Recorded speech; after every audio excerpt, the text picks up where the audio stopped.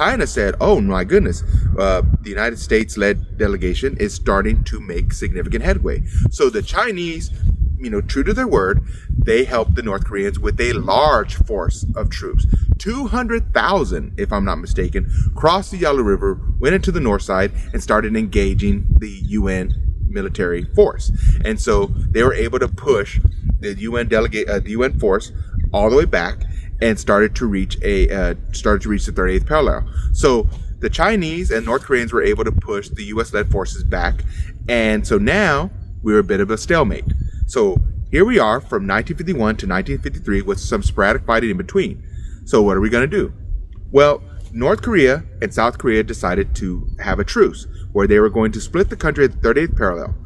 War has never been declared over in this peninsula, even now. North Korea and South Korea are technically still at war, it's just that they have a truce. So you still have sporadic incidents that occur even now.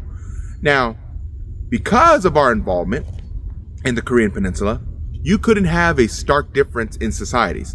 Where you have the North, that is a communist society, where the vast majority of people are struggling just to survive. Electricity is hard to get, but yet you have a strong dictatorship that is more focused on military readiness than actual helping the people.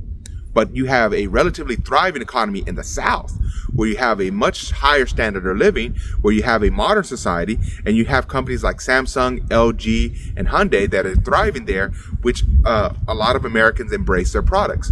So without our involvement in the Korean Peninsula, South Korea simply wouldn't exist. Samsung, LG, as well as other companies that thrive in the South Korea right now, they simply wouldn't happen. And so our involvement in there was very critical.